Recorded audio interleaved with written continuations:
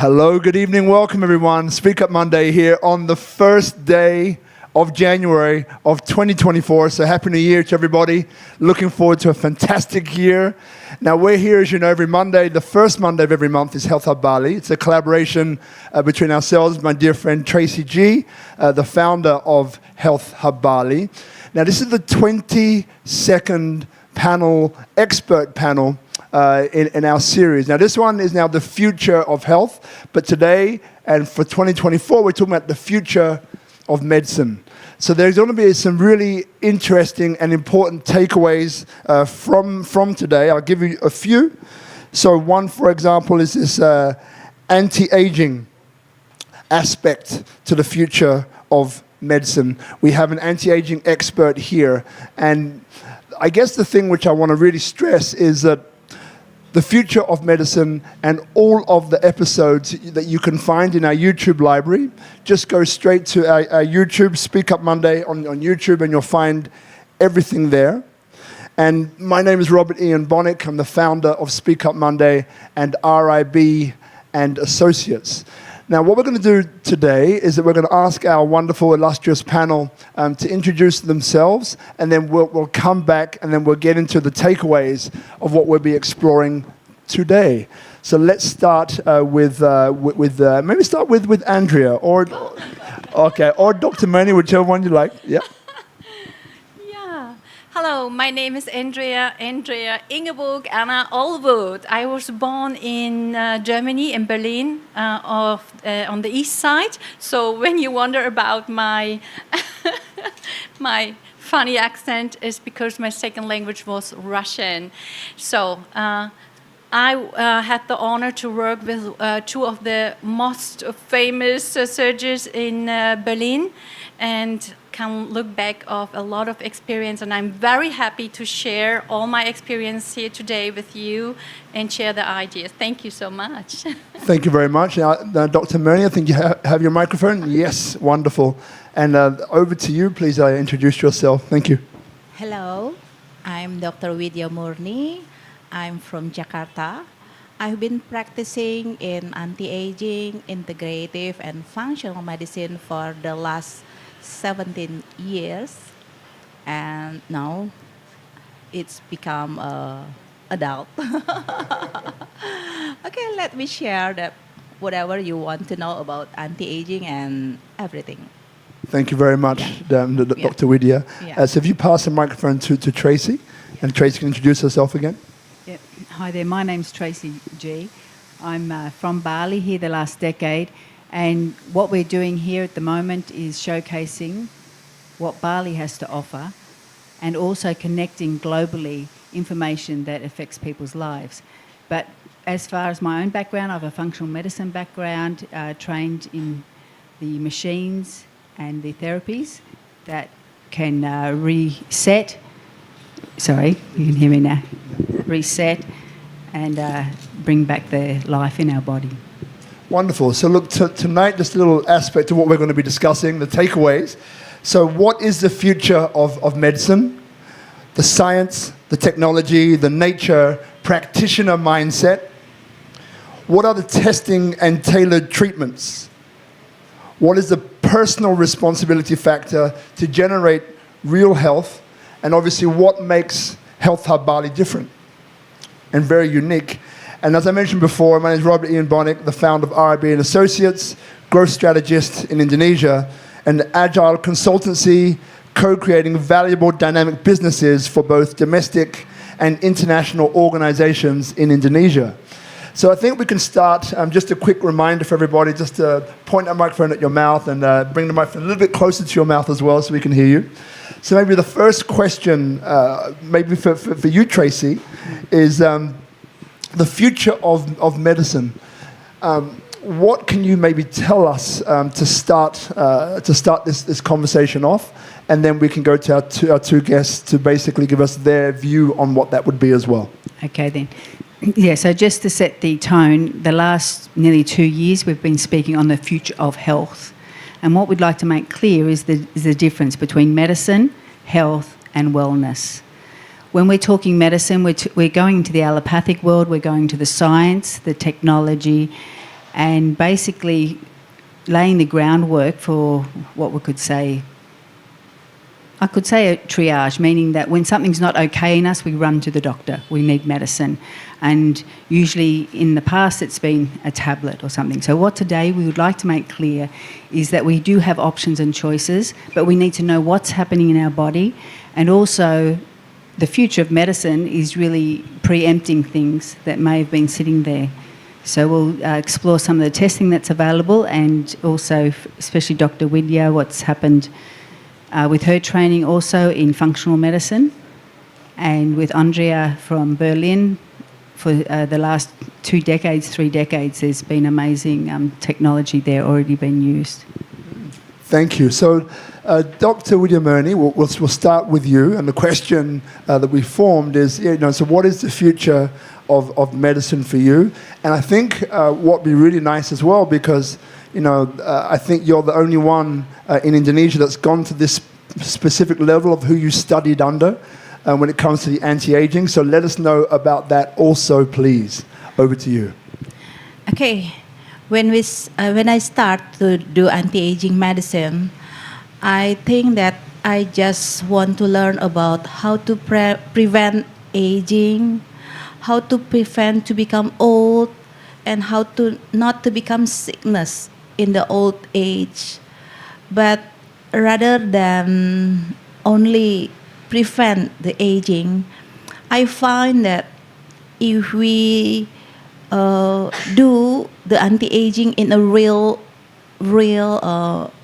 integrative and functional, and then we see that we can prevent die, not only aging, especially when in pandemic. When I treat all my patients in a good way, they are not having COVID. And I also become a COVID doctor at the moment with the functional way. So I treat them not only with the drugs.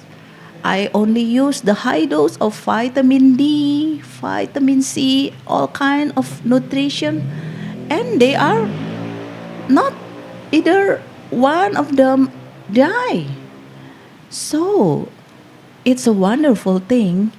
So the future of medicine is how we treat the patient for all the things that they need.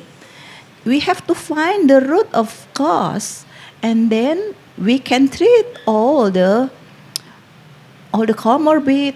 Yeah, they say it comorbid. Sometimes when COVID come, we say that, why he passed away? Oh, because he has comorbid. So why we not treat the comorbid and only the COVID? Because without treating the comorbid, we treat only the COVID with antivirus and whatever drugs. Sometimes patient pass away, not because of the COVID, but for the treatment that we give. So we have to change our paradigm in treating every kind of sickness. So when we treat all the patient in my way, so we not only treat the sickness that he or she has today, but we treat all the cause of the mortality. So we're not dying young, we're not dying soon. We will have a longevity and eternity. Yeah. That that what feels like a multi-dimensional approach, right? And obviously very, very individualized. Then the functional medicine going to the root and the cause of whatever's causing this person to feel discomfort or to feel whatever they're experiencing. And then you're saying that then by treating them with high doses of those, for example, those two particular vitamins, you were able to keep them healthy. Yes. And able to keep them alive in a time where other people were dying. Yeah, sure. That is a very different paradigm. On the pandemic, I used a lot of high-dose vitamin D, Have you taken vitamin D before? Oh, I haven't. Like the vitamin D, I think is all the way that I know is sunlight. I've been told. So take the clothes off, get in the sun, right, every day. No, not everybody. If we having sunlight or sunbath, and we will have a good level of vitamin D. We have to check first. So some of us will have a very low of vitamin D. So what happens if we have very low of vitamin D? We will have the gene mutation soon. So maybe some of those who die in pandemic may have very low of vitamin D. So I know this thing before pandemic from one of my vitamin D guru from India, and so I've checked my vitamin D before pandemic is already 50, but in the optimum level we have to reach 100. So I did my vitamin D injection of 600,000 IU of vitamin D, and it going to reach 100, and I become the forefront doctor of COVID without fear anymore. There's a few things that come in, just being that this is episode number 22. And so these things in common that Health Hub has always been pushing forward and inviting people to join is this understanding of having your baselines checked. Yes. Doing the proper tests. Yeah. Right? So therefore, you have the right data to begin, right? Yeah. And then once you have that, then you have this opportunity to be retested to ensure that what you're doing is having an impact, right? Which I think is amazing that, again, what you're saying is echoing these things that we've been going through over the last 20-something episodes. Now, the other thing I'd love you to talk about a little bit, because I know that Tracey spoke about it before, and it's very rare that I think that a doctor in Indonesia, I think you might be the only one, I'm not sure, has studied under this eminent person. Could you tell us a little bit more about that?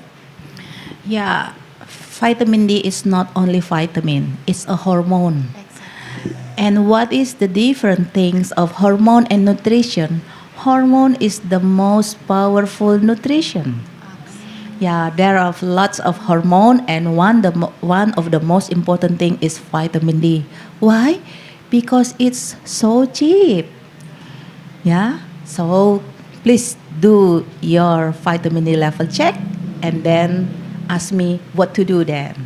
And explain who you learned from. Okay, I learned hormone from my hormone guru, Dr. Thierry Hertog from International Hormone Society. He's living in Belgium. Yeah, for the very first time, I learned hormone since my age is 35, and now I'm become 44. This year I will become 45, and I think now I'm become smarter.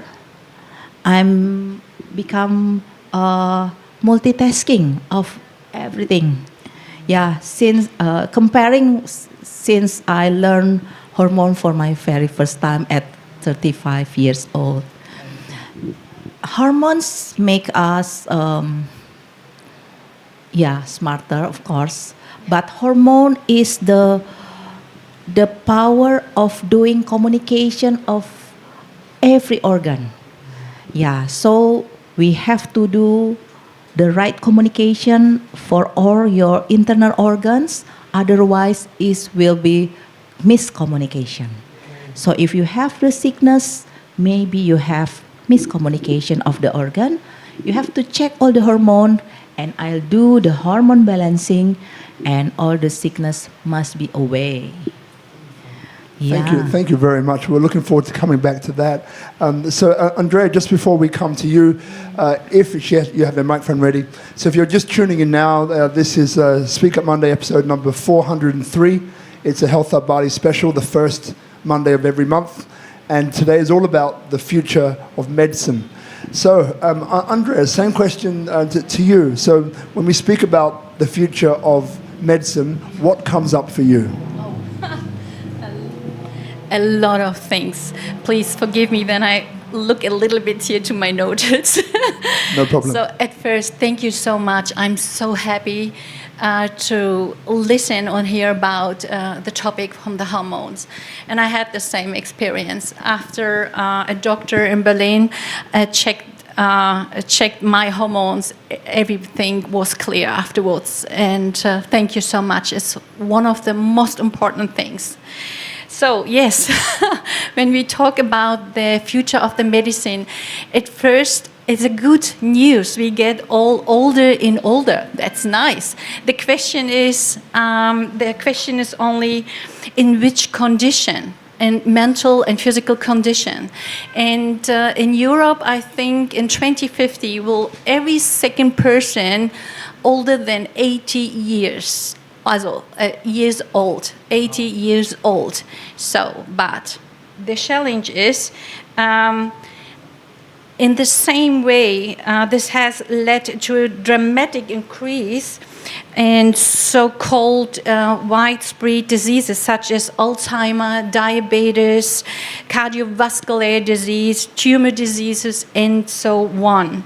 So the associated healthcare costs in Europe, especially in Germany, have literally explored and rethink. It's urgently needed. So that's mean the future of medicine. It's for me, and when I look back to my work in the Curated University Hospital, more responsibility for the patient as well, more better information about. This is what we're doing, or what the patient doing is. Oh, I get sick, then I go to the doctor. Put me in front of the seat and said, and now fix me. And please do it fast and not so expensive. So it will change in the future. It has to change in the future. More and more question. It's from the side of the patient as well. So for me, it was very interesting. In the 16 years I worked with the cancer patient, I observed and was listening really carefully to the patient. And I could see and hear was different to the patient. They were involved. They take the responsibility. They change the nutrition, the lifestyle, the habits. They have a completely different mindset about why I get sick and what is the curse of this. And that's changed everything in my view. The future will be a lot of technology. It's incredible what it's happened on this sector, even in Berlin, that we have a consultation from Berlin to a patient in the Ukraine, and we are able to make, in the same time, diagnose, analyze the blood, and everything gets so quick. On the other side is the doctor in the Ukraine, the doctor in the Charity and the Universal Hospital, and they are able to find quick solution. So, and they are able to work interdisciplinary. That's very, very helpful. So we have so many sick people. The hospitals are full.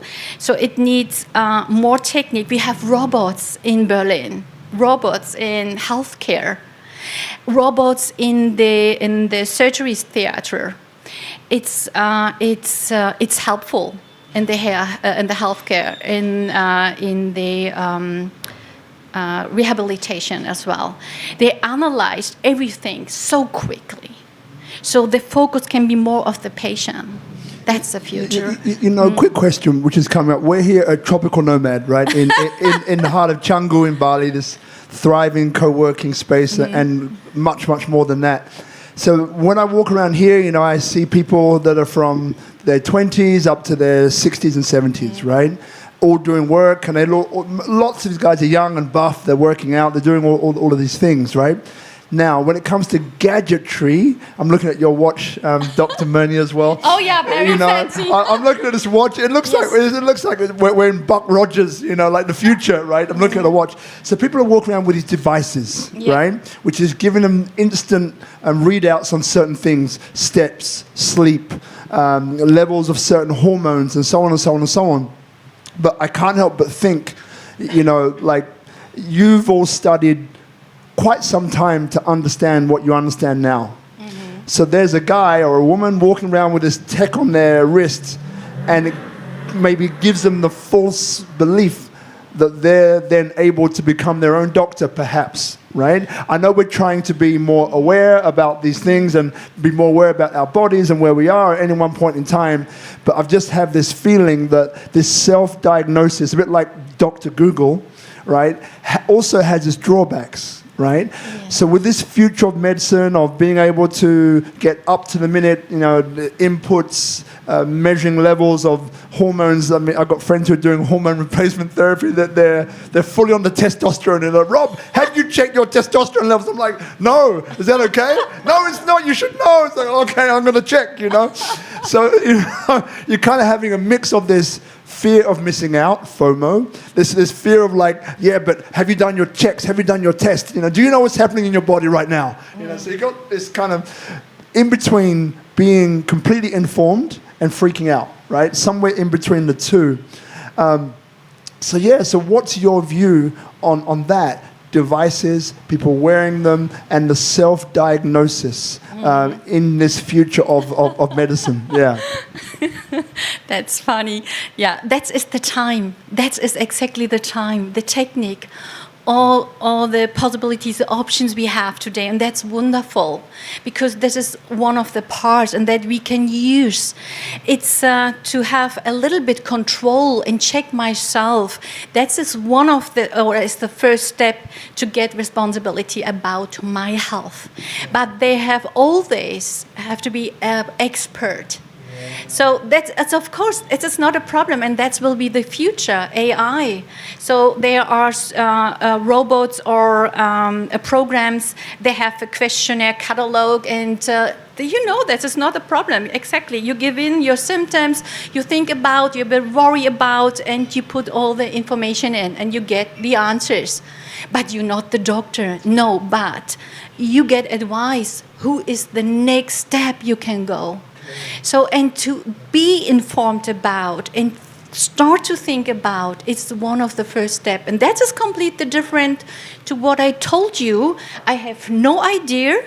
I have no responsibility. I have no connection to my own body, to my health status. And I have no the idea there is a connection between my lifestyle and my health condition. And go to the doctor and say, and now fix it. So I like separate from this part and this part. Yeah. And that changed a little bit. It's both, the balance. Yeah. We need the balance. I see Dr. Murni smiling there, the smiling. So what's coming up for you on this topic, Dr. Murni, about this use of gadgetry in self-diagnosing and, being very close to kind of your own doctor? What's your view on that? My view that we have to find the right doctor. Yeah. Otherwise, you cannot become a doctor only from Google. You have to have your personal doctor that you can trust to. You can ask everything about you or everything that you should use. Yeah, am I using the right hormone? Just like testosterone. You can do your own check and you can buy online, but you have to know there is hormone is just like a network. If we use testosterone, we have to be careful. That will increase your estradiol. Estradiol is a women hormone. So if you use testosterone too high, it might increase your estradiol level. Otherwise, your boobs also will become bigger. Yes, you cannot. So fellas, I've seen a few of these guys actually with the boobs. You're taking too much. Yes. Bring it down. Sometimes you even don't use everything, but you have a big belly and big boobs, or you might have low testosterone and high estradiol. Exactly. So my duty is ask them to do the right check, whatever you have to check, and my duty is do the hormone balancing. If you have low testosterone and high estradiol, I have to make estradiol lower and I have to make the testosterone higher. And my duty is make sure that everything is on the right track. So you will be a real man and you will have an optimum healthy life that you've been wanted. Yeah. Thank you very much. Thank you. And Tracey, is there anything you'd like to add to that, or you'd like to? No, so you got nothing to add. So we go on to the next question, or yeah. Okay, great. So now what's what the next question is? We looked at the future of medicine, the science, the technology, the nature. All right. So what we're talking here is about the testing, because to know how can I say? We don't worry about what's happening till something happens. And if it's not, when we talk about diagnosis, it could be cancer, it could be a dementia state, it could be some metabolic, the pancreas, or it can be where we're talking the neuro type things like the Parkinson's and other issues. And they're happening younger and younger. So when we're talking about testing, we're talking about the next level type of testing that's becoming quite popular in America, where you go in for a day and they check everything from MRIs and all the genetics. They do full. This is the future of health, which a lot of the guys here are asking for, to be here in Indonesia, where they can get a thorough test and have doctors like Dr. Widya to be able to analyse these and put programs together and preempt things before they happen. So that's the main thing. Okay, and then so what about this practitioner mindset? Right, this is one thing that's down there. So, what is it that you mean by practitioner mindset? Well, it's not that when someone goes to a doctor and just fix it and here just automatically give some kind of prescription. We want to know why things are happening and what will be the impact of that person taking that, and why. It's a whole chain of events. So with the practitioner, we were just talking before about being a detective. They're the ones with the training. They need to start searching. The person can also take this on as well. But with their experience, they know what other testing and what other imbalances may be affecting this, whatever symptoms showing up. So instead of putting a Band-Aid on it, let's find out why, and let's change life and not just have longevity but vitality. And that's why we're going into that line of thought, to wake up.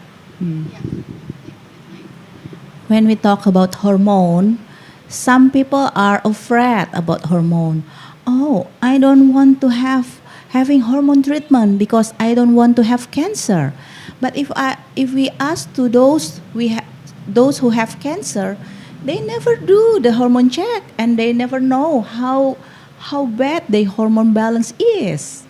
Yeah, so that's why we have to know what is the problem in our body.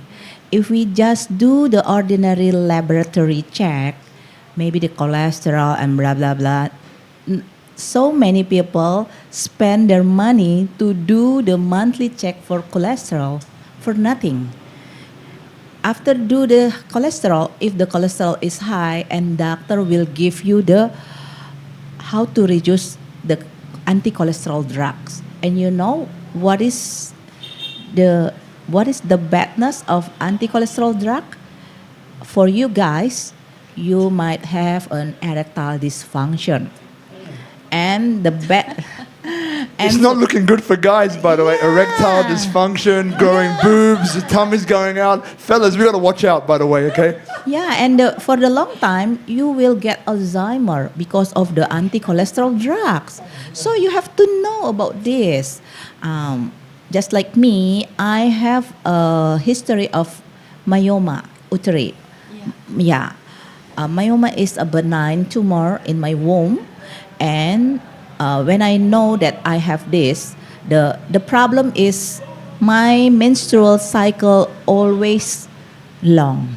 Yeah, I have heavy period. Yeah, and after I know that I have myoma, I asked my gynae, doc, please not have to a surgery for me. I want to do it by my own treatment. I want to do the hormonal balance. I want to do the stress management. I don't want to drive anymore in Jakarta. You know how heavy the traffic. And yeah, I do hormone and nutritional balance. I do healthy lifestyle. I eat the clean food.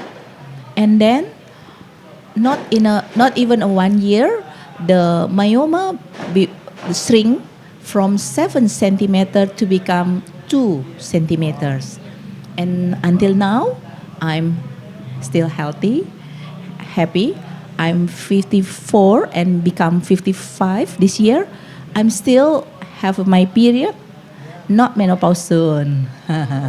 So yeah, the aim is if we have the hormone balance, we will have a very healthy life, positive life, and we will prevent all the sickness that we don't want it. Yeah. You know, just before we go to you, Andrea, it's interesting because, again, I come as a non-health practitioner, right? I'm not studied in anything. I'm widely read in a few things, and through doing these interviews with Health at Bali and Tracey, I've learned so much, and you know, so this has been amazing for me. But what's coming out of this episode already is that this hormone. Is incredibly important, you know, and the functional medicine, I've always had that grasp, thanks to Tracey. But yeah, this one is the hormone and getting the right tests, right? Yes. Because as you're saying, most people go and get the same tests. We hear about it time and time again, but these are ineffectual in the case of what we're discussing tonight. So I think one thing that might be really important for people who are watching or who see this on replay is, you know, so just to name it, you know, which, if there's 3 tests or 1 test or 4 tests, which 3 tests do you think are key for people to take? Okay, the first one, of course, of hormone tests. The second one is heavy metal. Yeah, because we don't know that why my hormone is imbalanced. Yeah, sometimes we don't know that there is heavy metal inside our body. And the third one is genetic tests. Yeah, if we do the genetic test, we will know, oh, my gene is rather have a low level of vitamin D. That's why I should take the injection after do the check, yeah. And so I know how to treat my body in the right manner. If you're having a cancer, you can do the genetic test for cancer. This genetic test for cancer will define whether what kind of treatment, if you don't want to have a chemotherapy and whatever, there is a choice of doing nutrition treatment, either the vitamin C, curcumin, resveratrol, green tea, and whatever. Yeah, there will be a percentage of the result, and you will be amazed that that is what your body need for the cancer treatment. Yeah. So we got the hormone test, the genetic test, and the other one was? Heavy metals. Heavy metals. Yeah. Thank you very much. So moving to you, Andrea, we have this practitioner mindset is where we entered this part of the conversation, but also, you know, what's coming up for you in terms of, you know, those tests as well. You know, are there any ones in particular that you favor in relation to this future of medicine? That's a good question. But I'm not a doctor, but I agree totally to the test. And I'm so happy. I appreciate so much that you bring up all the beautiful, important topics. And this is also my experience with through my work. I'm very excited about this because that explains so many things. It's open. Oh my gosh, that's now I got it. And even when you talk about the genetic tests, so that was one of my points. So sorry, when I take a look, epigenetics is one of the central topics of the genetics in the first decades of the 21st century. The human cell has over 20,000 genes, and the majority of them are simply switched off. And how does this work is the question. And only tests like this are able, and you need an expert. And how I said, he has to read, and he needs the education, he needs the passion, like a detective, to read this in the right way. So it's understandable and make the right diagnose and the good treatment for the patients. So yes, and that's this epigenetics, therefore addresses fundamental question in the biology. How do living organisms develop? How do cells work together in a complex organism? And this is for me so interesting. All this knowledge in Ayurvedic medicine or in the traditional Chinese medicine, or I know about the Balinese medicine, they already have this knowledge and the wisdom. That's just so interesting. What we needed in this time through the science. This is the epigenetic. Now we can look at the microscope. Now it's clear. They already know. And we have the same experience, and I'm so happy that you brought up this topic with the myoma. It's a big point. And this is the next question. How can it be in which life we have with all the food and healthcare that we get more and more sick? That the women have the big problems, that the fertility for the man, myoma, and we had so good results with the Ayurvedic medicine. The same. We make the good tests, sit together with the doctor, with the Ayurvedic medicine, and make a big and beautiful treatment. And it's at first cleaning the body, all the heavy metals, and then bring all the system in balance. Then so we are able to heal ourselves when we give our system the right basis. Man, I'm loving this episode. So, okay, so we've been through a few of these great points on the future of medicine. You know, the preventative model, the testing model as well, and I love that specifically the one that jumps out is the genetic test, right? Because again, like what's predisposed in your family lineage, great to know it, right, before you get there, right? So you can take the appropriate action. So just interesting enough, the question that popped in. And this one's addressed to you, Tracey, is, we're in Bali, right? And Bali, I think we established many episodes ago, has this natural way of kind of lowering our, the pressure on our nervous system, right? And that allows, better for the body to heal itself and so on. But the question for you, Tracey, specifically in relation to the future of medicine and Bali, my question then is that how do these two come together in Bali? The future of medicine and in Bali. In other words, we want people to come to Bali to heal. How does that operate? Mainly from the perspective that people have got time and space here to address things. Usually in their own environment, stress plays a big factor, and that also creates hormones in the way their neurotransmitters work. So hopping out of that environment, which 85% they say may have been the cause of it, we can already create a reset. The detox, then we do the testing, and then from there we can help the body to start healing. And that's why we say the energy of here as well.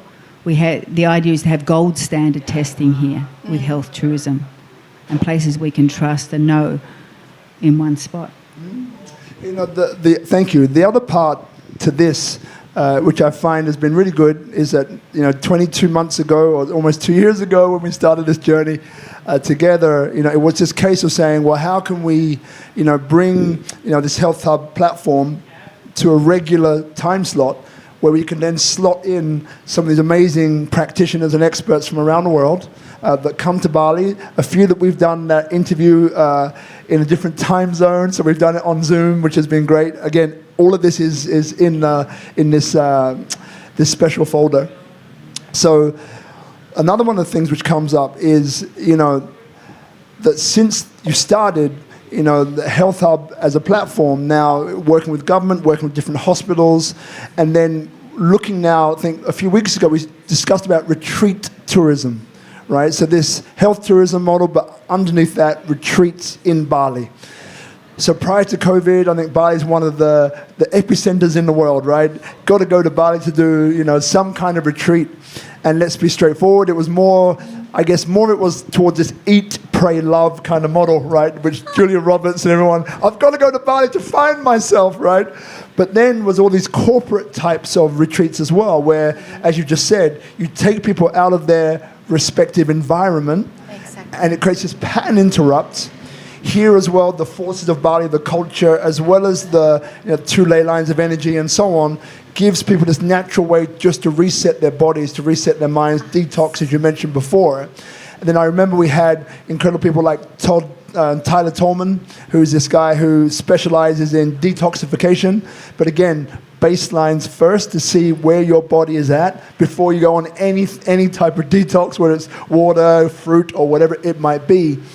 So then, I guess the question then that's forming in my head, Tracey, is again, the future of medicine is about people moving to Bali for a period of time as well to reset, or it could be to another part of the world, right? So which part does Health Hub and these wonderful practitioners that we've had on the show, which part do they play in that process of people restoring their own health and people basically finding their own individualized journey to health? Yep. So these are the programs that we call medically informed retreats, as opposed to just getting a getaway. And then the basis of that was that they be sustainable, that they get support, especially with telemedicine now as they go. But the idea is they actually wake up to what's happening in their body. They start owning it. And with the government now, they've just had on Friday, a big event there. And Indonesian doctors now getting together, especially Dr. Widya, putting detox programs together under their care and putting them into hotels, and then people can already start that. And from that, the idea is that with Health Hub, they can get other information they need. And with the whole health process, the body, the mind, there's other issues they've never had time to address. We've got excellent practitioners worldwide and locally here. Does that help? Yes. And this question is to you, Dr. Widya Murni. When I look at you, you make me smile. Okay, I just want to get it out there. Right? You should see her. She'll make you smile. You have a great energy about you. So here's the thing. So Tracey just mentioned about Indonesia, right? We're here in Bali, part of Indonesia. For those of you watching, it's not a country. It's an island. There are 17,000 islands in Indonesia that make up Indonesia. 270 plus million people. So it's a very large place. The 4th most populous nation on the planet, will be the 4th largest economy in the next decade or so. And so many other things. One of the youngest countries as well, with a fertility rate that's actually increasing as opposed to decreasing, right? So, and what I love about here, one of the things I love, apart from the 5 guiding principles, Pancasila, love that. If you don't know what that is, you study it. But Bhinneka Tunggal Ika, right? So this is unity and diversity. So one of the things which I love is that, right? Is that we're all here, we have different ideologies, different skill sets. And here, woven into the tapestry of the DNA of the nation, is that, right? Unity and diversity. So that now what we have is this opportunity for Indonesian doctors and foreign doctors to come together to do some great work. So with that in mind, like where do you see Indonesia in the future of medicine? Where do you see Indonesia in terms of this coming together of bringing, foreigners, Indonesians together in this field of health? So where do you see the future of that? And what would you like to see, if anything, to be changed to make that more of a reality if possible? Yeah, I was the one who are very confident that Bali will be the health tourism hub. Now, tourism are coming. We are sure about it, but we will help Bali to become the health hub. So everyone coming from every part of the world will be healthier here, and you have the choice. You have the right choice. Either you, whatever what you wanted, yeah, you will become healthier. You will become younger, and then you will be free of the sickness. Yeah. Thank you very much.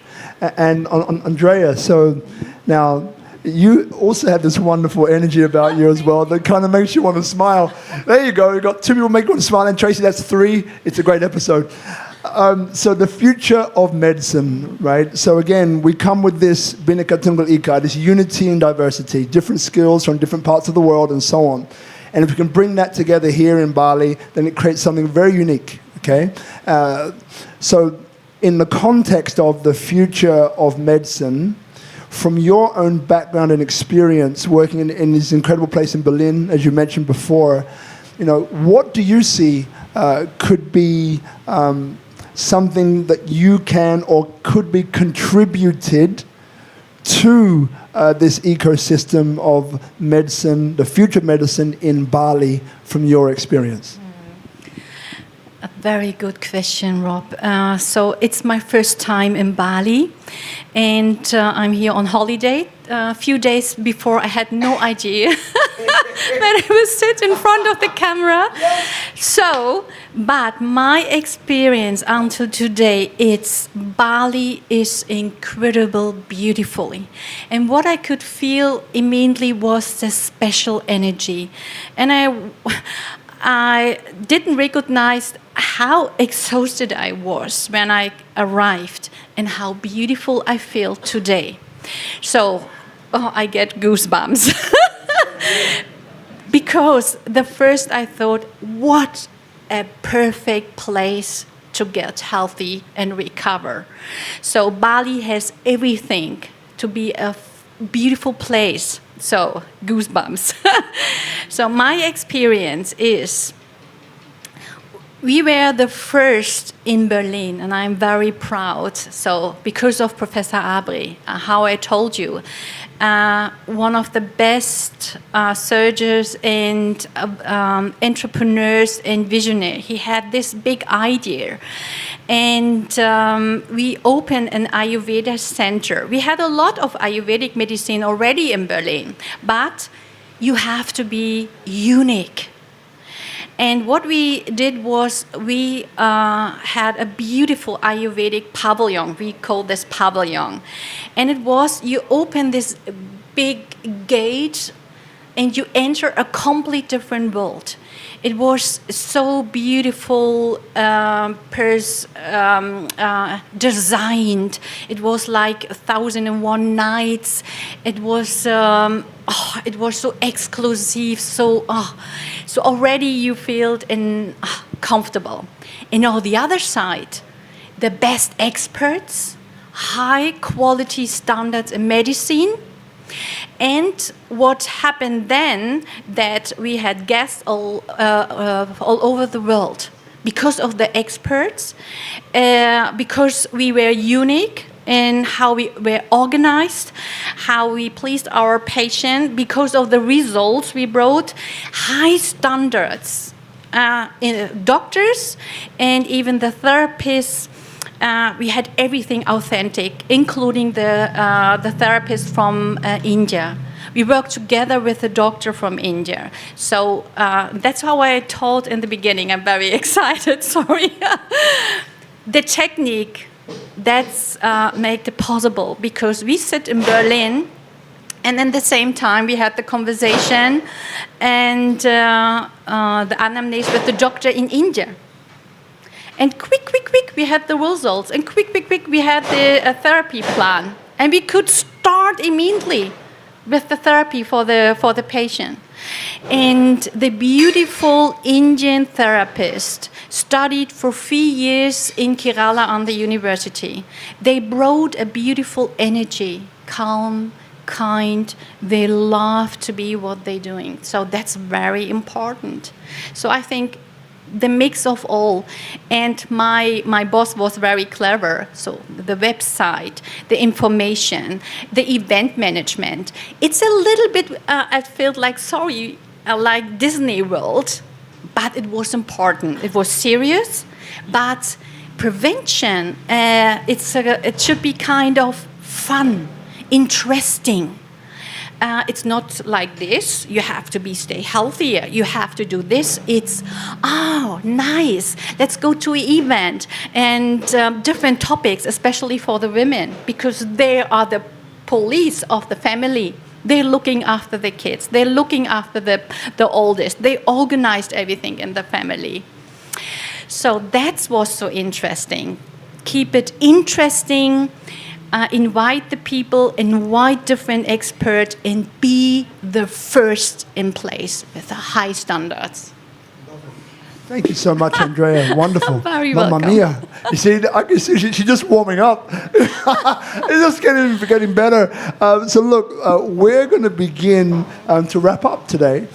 But there's a few things we want to kind of discuss first. So one is kind of planting a thought in your mind, right? And that is, we've talked about the future of medicine today, which has been a great discussion, and I'm sure that everyone who's been here, who's watching, who will watch, will learn something very powerful, right? I've learned many things today. So the last kind of question would be, in the context of the future of medicine, is there anything else? And I'll give you some time, okay, so you don't have to go right now. Is there anything that you wanted to say that maybe you haven't had the chance to say it yet, but you would like to say it? That's one. Or it might be you maybe going, you think it's that important that you want to say it again. Please feel free. Before we get there, and it's for you, Tracey, is there anything left as well that you would like to bring up? Feel free also, all right? So I can tell Dr. Murni, you're ready. You're like, okay, I've got this. So over to you. Yeah. Okay.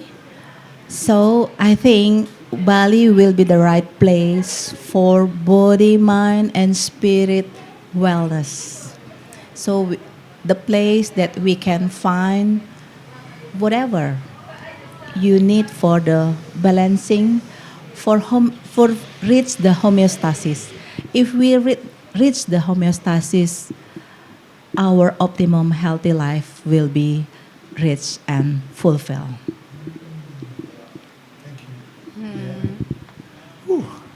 Andrea, anything else for you? Yeah, so many ideas. So it's so much more. It's what's very important was in Berlin that we brought together the politics. That's very important, that we have the connection, the support from the politics, that we make it interesting for the industry to invest in medicine and prevention.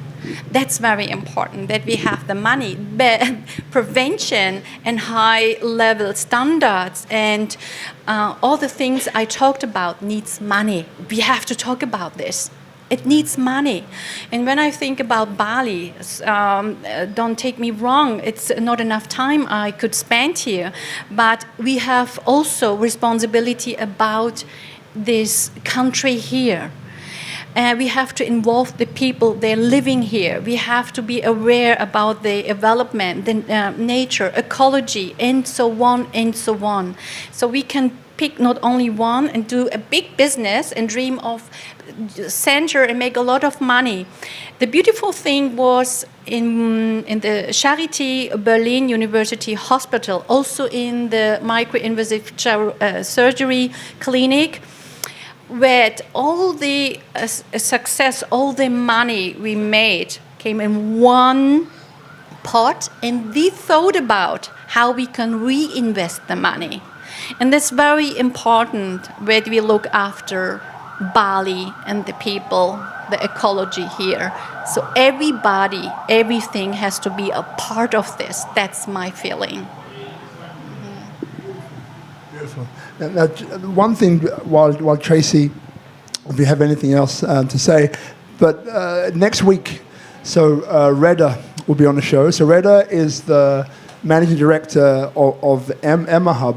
Now, this will start a series called, and this is where it's connected, called Investing in Indonesia series. And there'll be different viewpoints from different stakeholders within the industry, both local and foreigner. And we'll talk about that because there's a massive push for the Indonesian government in relation to health. Obviously a special development zone in Sanur, Maya Clinic, and so on and so on and so on. There's been some deregulation as well when it comes to foreign doctors being able to practice here in Indonesia. That's another topic for another day, and so on, right? So that one is coming. The other thing which I want to quickly raise, which I think is one of the most beautiful things that I've learned in my time here, has been this Tri Hita Karana, which is a Balinese, ancient Balinese philosophy, which is very integrative as well. And it's the path to prosperity, the path to happiness, 3 roads to prosperity, 3 roads to happiness. So one is this consideration of human to God, culture, customs, religions, traditions. Another one is this consideration for the environment, regenerative systems, policies, practices. And the other one is this, human to human prosperity. So how do you bring prosperity to the local stakeholders, to the local people, right? And this can happen in the form of straight up, well, if we're developing this area, there might be taxes that then go to the local banja. There's a number of different policies, practices that can be brought in. But it's all in this very integrative, beautiful traditional philosophy, Tri Hita Karana. So these are some of the things which have very much touched me a lot while I've been here, and which I believe is a framework that the world can actually use, which is the conversation for another day. But Tracey, just wondering if there's anything that you'd like to add as we begin to close tonight's episode. Yes.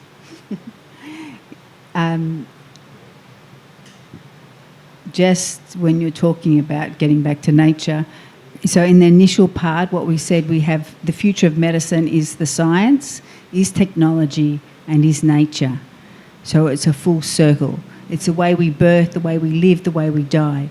What we're doing with the future of medicine is changing the statistics. I'll give Australia as an example, 1 in 2 males with prostate and 1 in 3 females with breast cancer diagnosis. This is a thing of the past, when we use the new mindset of doctors who are looking at preventative, preservation, but also precision medicine. And what I'd like to say about Indonesia, in the last month, there's been contracts signed with Greece where they have a circulating cancer cell tumour marker, which in Australia we'd normally send up to $10,000 for this test, and they would test your cancer cell and they'd be able to pick which chemotherapy, you might need chemotherapy, would work on your cancer, what treatments would help and what natural remedies would help on your cancer. So it's a precision one. So the mortality rate is it's totally different story. So that's when we're talking about the future of medicine. We call it intelligent medicine. Then what else did we talk about? In Berlin, that's an example. Medicine. Yeah. So that's what we're talking about, that type of setup there. We're integrating, we're bridging. So we've got the medicine, the hard science, but then we need to integrate how it can heal. So what we have places like Malaysia and Singapore where I think it was $11 billion was being, from the local domestic market, was going there to the doctors there. But what we're saying is there's no healing there. The healing happens here. So it's hopping out of the environment, creating spaces, even through Java, on all the islands, they're beautiful. But we start here, we pilot the programs here in Bali. And then with the connection of the Balinese, the Indonesian and the expat community of experts put together these programs of health journeys for people who want to and have the education. If someone wants to be in tourism here, health tourism, and then they can support it. But it's not about the money, it's about the person. We're treating the person, not the disease. We're creating different lives. Yeah. That's beautiful. Wonderful. Well, look, that leaves me saying that Health Hub Bali, remember, are here if you're here in Bali.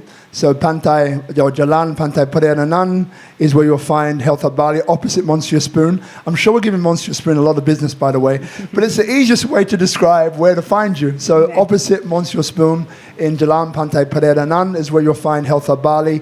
Check the Instagram and so on, you'll find them there. In the show, we'll also let you know where you can find Andrea, where you can find Dr. Murni. Thank you very much indeed. And obviously, we said where you can find Tracey. Thank you to Tropical Nomad and the team here. And we look forward to seeing you next week. Thank you very much indeed. Bye for now.